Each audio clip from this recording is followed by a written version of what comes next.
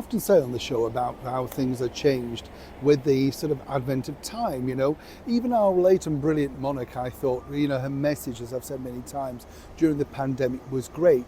She said, in the fullness of time, and it's true, isn't it? Everything comes a full circle. You can find out the truth, the bad, the ugly, all that sort of stuff, because that's what time's about. It gives you a moment to reflect. It's fascinating, though, as I have done, to talk to people who worked alongside our late and brilliant monarch of 70 years, because you get a full perspective of what she was like. And she very much treated the job as you would expect, in the full professional manner that really was required. That's why I said to you the other day, she couldn't really sort of do exactly what Catherine and William are doing.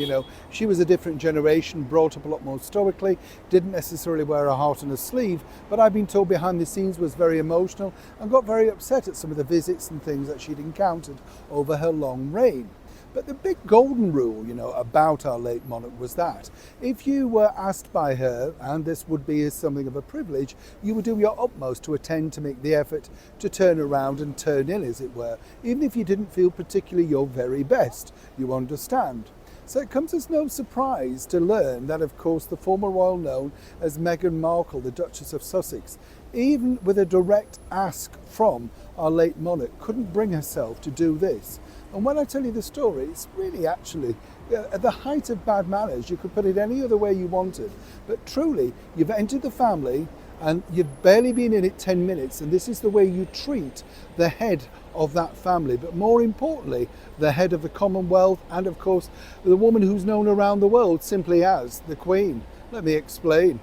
Hi, good morning, nice to see you. Thank you so much. We're just on a bit of an early night shoot, as it were, right now. It's all kicking off over here, as you can imagine, with all the politics. Goodness, I'm sure it's the same in your part of the world.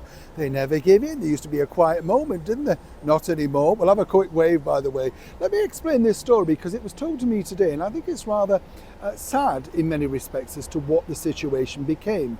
As you know, in 2019, of course, on a visit over here was none other than that President of the United States, the 45th Donald J. Trump. And off he was, coming over with the First Lady Melania. And as we all know, they got on well, and it was all very positive. And I'm not being political, I'm telling you exactly what I was told, that the Queen, everybody kind of enjoyed the moment, for what it was. Now, you may recall, of course, that every senior member of the British monarchy turned out to meet the President of the United States. And there was a fun piece, wasn't there, with the Princess Royal, Her Royal Highness Princess Anne, where she basically was waiting, and then, the sort of Queen said, well, come on, and she said, I'm waiting for you to ask me, Mum. I thought that was brilliant. Just showed that even in the presence of your own mum, Her Majesty the Queen, you had to wait for that leadership.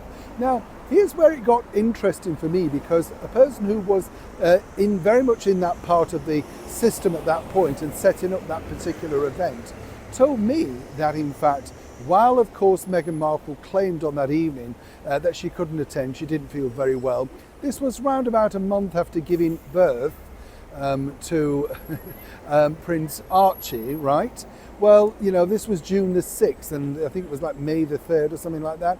Now, the bottom line is that, the bottom also really is that when you think about it, what Meghan should have done, should have said, well, I'll try my very best, maybe I can stay half an hour, something like that.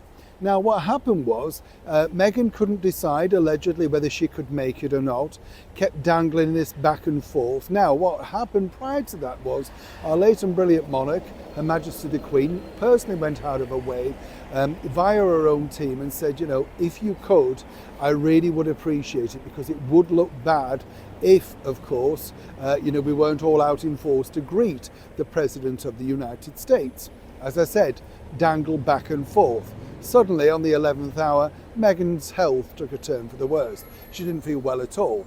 Now, just to recap this is a woman in her 90s at this point, right? And suddenly she's making her show. She gets the frock on, the hair, the glitter, everything, to make sure that the President is welcome alongside the First Lady. So, of course, in tandem was Prince Harry. Now, Prince Harry, according to that source, was very sheepish all night, knowing full well the true debacle behind that particular instance.